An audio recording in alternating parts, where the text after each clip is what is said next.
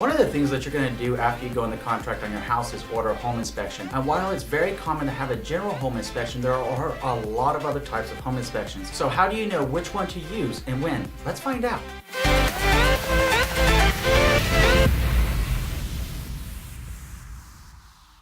My name is Andrew Finney, and my passion is helping you make sense of real estate. If you need help finding a top agent near you, or if you simply want to drop me a line to say hello, my contact info is below. If you're new here, please go ahead and subscribe to this channel now and like this video. Thank you. Alright my friend, let's take a closer look at 17 different types of home inspections that you can use and knowing when you should call them in. The first one is a general home inspector. A general licensed home inspector will use a 1,600 point checklist to inspect your home and share their concerns with you. That's when you're going to know if you should call in these additional home inspectors to come in and take a closer look. The second type of home inspection is a chimney inspection. Some older homes may or may not have flues or liners inside the chimney, so having a certified chimney inspector come in and investigate can save you a lot of hassle down the road and potentially prevent a fire in your house. Again, a general home inspector will make note of this if they have that concern. The third type is an electrical home inspection. Now, your general home inspector would have noted this in their home inspection report to you if this was of concern. Sometimes this comes up with the electrical panel on the outside of the house. It might be really old and they might say, hey, you know what, Mr. and Mrs. Buyer? Unfortunately, this electrical panel is very old and it does not look to code. In such a case, you might want to have an electrician come in and investigate further and let you know what the best possible remedies are. A pro tip here is to ask the electrician what kind of breakers are in there, Google that part, and see how long they last and if you can get them on Amazon or where you can get the best price on the components that need to go into the new electrical box, and to ensure there's no recall notices. The fourth home inspection type is lead-based paint. Homes built prior to 1978 might need this type of a home inspection. Your general home inspector will let you know if they're concerned about the presence of any lead-based paint, and you should have also received a lead-based paint disclosure if the house was built prior to 1978. The federal government outlawed the use of lead-based paint in 1978. That's why if it was built after 1978, it should not be an issue for you. If it was built prior to 1978, you do reserve the right to have a lead-based paint inspection done and hire a lead abatement contractor to come in and remove it. The fifth type of inspection is an HVAC inspection. HVAC stands for heating, ventilation, and air conditioning system, or as most of us would probably call it, our climate control. So a general contractor is going to do what's called a temperature differential on the unit to make sure that it has adequate supply of heating and air conditioning coming out within acceptable norms in your area. Now, if there's rise for concern from the home inspector, they'll share that with you, and it might be time to contact an HVAC technician to come in for a closer look if they raise that concern. The sixth type of inspection you can have performed is called a pest inspection. Now, with termites running around the country, as they tend to do, they like to eat wood. But there are different species of termites that might be in your area or not. There are the type of termites that like to eat rotting, decaying wood, and they're the kind of termites that like to eat healthy wood that's in your house. Contact a pest control specialist if that's your concern and have a pest inspection done. It's entirely possible that this will be required pursuant to VA lending guidelines. The seventh type of home inspection you can have performed is a structural and foundational inspection. Now, if this is of concern to your general contractor, they would have raised the alarm with some foundation cracks that they found. A structural or foundation inspector will be able to go in and let you know if there's a problem with the foundation or the structure of the property, if it's sliding off its foundation, if you have a post-tension slab, a slab, or if it's a raised foundation. All the same, your general inspector will let you know if this is of concern. The eighth type of inspection is a pool and spa inspection. Now, a lot of general home inspectors may provide this as a service. The big difference in between a pool and spa inspector is that they can also let you know if there's any leaks in the liner of the pool, how the blower is working for the spa, and if the pump is in operable condition for the pool. It's a type of inspection that you may wish to consider if there's a pool and spa at your new home. The ninth type of inspection you can have is a roof inspection. If you're concerned about the roof being a little old and wondering if it's about to wear out and get time to replace the roof, you might want to have what's called a roof certification done. Some sellers may be willing to pay for this during the closing process. If not, you might want to consider paying for it yourself so that you'll have peace of mind moving forward. When selecting a roof inspector, please make sure that they're not in the roof replacement business themselves. Otherwise, they might try to entice you to replace or patch the roof. Whereas a roof certification should be done by a roofing company, we want to ensure that they're honest and ethical with you all the way through the roof inspection and certification process. Be sure that the company that you hire is likely to be in business into the future. Best way to do that is to check their ratings and reviews and choose the right one for you. The 10th type of inspection is a sewer and septic inspection. What makes this pretty cool, if this applies to your situation, is a lot of these companies will essentially give you you a movie of snaking your line and what it looks like inside your sewer and septic system. If this is something that your general home inspector sounds off on, you might want to consider getting it done. The 11th type of inspection you can have done is a soil study. With a soil study in specific, this comes up in being a little bit important if you're buying a home that's on a hill to make sure that it's not going to slide off that hill into the future. They can actually perform what's called a soil stability survey on the soil of your property and make sure that's not going to be sliding down that mountain anytime soon. They can also help you by letting you know if your soil is prone to being contaminated or if there are any contaminants inside your soil. The 13th type of inspection is a water and plumbing systems inspection. A plumber will be able to let you know if the pipe in your house is galvanized and if it should be replaced. Sometimes galvanized pipes over time become so clogged that you can't even put a number 2 pencil through the pipe. That's obviously going to restrict a lot of your water flow into your home, reducing your water pressure and potentially have some contaminants in your water. If you have a well on your property, you'll also want to ensure that you're having the water depth tested, the sanitation of that water tested, and ensure the health of your water pump. The 14th type are gases and chemicals. Specifically, when we talk about gases and chemicals in home, we're talking about radon levels, methane levels, and formaldehyde levels. Yes, I know that stuff that back in high school, whenever we had to do the dissection of the frog and the formaldehyde, yeah, it turns out that could actually be in your home too. And since it's not something that has a scent, it is something that has been known to cause cancer inside of rats. If your general home inspector raises the alarm here, you might want to have the gases tested in your house. The 15th type of test that you can have performed is called an asbestos test. Now, asbestos was most prominent in homes built prior to 1980. So if your home was built after 1980, this may not be as large of a concern to you. All the same, your general home inspector will let you know. And for reference, there are a lot of kits out there that you can test this at home. It's normally not the best or most reliable way of doing it. The best and most reliable way for testing for asbestos is having an inspector come in and chip off some of it and send it to a lab to have it tested for the presence of asbestos. If this is of concern, your home inspector will let you know, and it's something to consider. The 16th type of home inspection is a mold inspection. Now, obviously, if there's mold growing on the wall, that's pretty easy to discern. Now, with moisture and humidity levels ranging wildly across the country, your general home inspector will raise the alarm again if they're concerned that there might be the presence of mold. If your general home inspector does raise that alarm, be sure to have a mold inspection completed and also get the estimated cost of mold remediation and determining what kind of mold might be present. The 17th type of inspections might come as a little bit of a shock. This is actually research. So the first 16 types of inspections we covered are all physical in nature. The 17th type is for research of the documentation. In specific, we're talking about the square footage of a property. In 2014, I had this happen in real estate practice where a home was listed on the market at 1,500 square feet, and we all thought it was 1,500 square feet. The previous appraiser had appraised it at 1,500 square feet. The tax records reflected 1,500 square feet, but at the end of the day, the appraiser that came out for that home buyer said that that house was 1,252 square feet. Now, when you start multiplying out price per square foot, that was a big difference. So the seller ended up having to drop the price down $30,000 to sell that property to the appraised value for the current square feet. Now, you might be wondering, Andrew, why did that happen and what was it that caused such a big difference? It was the garage. At some point in time, somebody had done a garage conversion, and then somebody later in time had reconverted it back to a garage. The records never got updated. This is now why I carry a little zapper with me just to zap the rooms to make sure and verify the square footage of a property prior to making an offer on it for the buyers. If it's of concern, it's a really wise thing to do, and it's something that your appraiser will definitely be sure to measure. The second type of document inspection are easements and encroachments. Through your owner's title policy issued by the title company, they will give you a list of any public records that show any easements or encroachments onto that property. At the same time, you can still hire a surveyor that can inspect and prepare what's known as an improvement location certificate, also known as an ILC, which will show what encroachments or easements are on that property. The third type of document inspection is a lot and boundary inspection, which will be noted in your preliminary title reports. If you believe that there's a little bit of difference in the boundaries, you may want to hire a surveyor to come in and mark off the boundaries. Sometimes fences over time move, and sometimes fences over time break down, and no one really knows exactly where the line is anymore after enough time has gone by. This is where, if you're questioning the size of a lot, a surveyor going in and inspecting the boundary markers could be a very smart idea. And the fourth type of document inspections are permits and zoning. Now, this is something that you can go over to the building department in your city, ask them what permits or zoning is going on in the area around that property. And the reason that this can get very, very important is sometimes permits may be required for certain remodel projects, and the previous owners may or may not have pulled those permits. The building department will be able to let you know, in addition to letting you know what the proposed zoning use of land is around your your area. All of these things can factor into your future resale value, and it's something to think about and consider as you're in the closing process on your new home. Okay, so now that you know the 17 different types of home inspections you can do, let's take a closer look at what home inspectors look for during a home inspection and how long things are going to last in your new home. Looking forward to our next conversation. We'll see you in a few.